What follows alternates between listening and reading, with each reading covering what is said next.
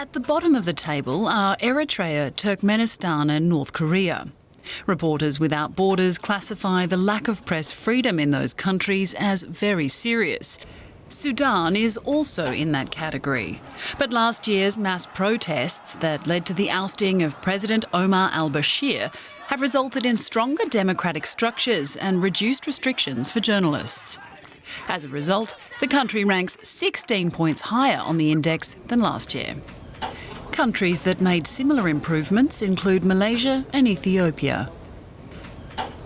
While poorer ratings are given to the West African state of Benin, which fell 17 places, and Haiti, down 21. The Caribbean nation is struggling with an ongoing political crisis and violent protests. In the past year, journalists there were repeatedly attacked. One was killed. The United States ranks at 45th place this year. After 2 years of decline, the situation has slightly improved over the last year. But Reporters Without Borders cite the US as a worrying example of hatred incited against journalists by elected politicians, with verbal and physical attacks against reporters alarmingly frequent. Germany ranks at 11th place, also up 2 places from last year.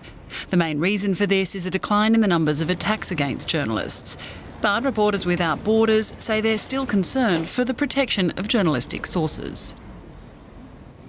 The countries ranking highest for press freedom remain in Scandinavia: Denmark, Finland and Norway. Now, the report also shows that the Philippines has dropped 2 places to 136 out of 180 countries.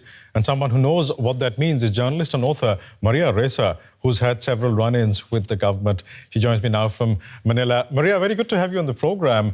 What is it like being a journalist in the Philippines now? I think the first thing is that the world seems like it's never going to be the same again. We're in our 6th week of lockdown, and President Duterte signed an emergency powers law on March 24th that gives him tremendous power, including an insertion that essentially could allow authorities to jail anyone for a month, 2 months, and fine them about $20,000. I mean, you are somebody who has experience with this, don't you? I mean, there are, at last count, I think you had, 7 cases, if that's the correct count, against you from the Philippine government. I mean, are you afraid that the Philippines government is using the coronavirus crisis to gain more control over the media? Look, I think that what we're seeing is a government that is trying very hard to deal with a pandemic. This is, like I said, 6 weeks in, right? And we have to decide, the government has to decide whether it will stay or lift this kind of lockdown on April 30th. They have their hands full. Having said that, 30,000 people have been arrested for quarantine violations. And then we had a former congressman and his team who were out distributing relief goods arrested and charged with sedition.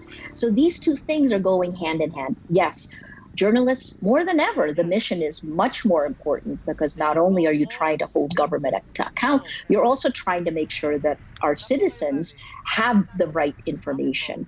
And at the same time, to tell them that we need to keep asking for facts, right? So I think in a strange way, we've been under attack for 4 years in Rappler. This is an extension of that, but it is also a very different time where our entire nation, our entire world is under attack.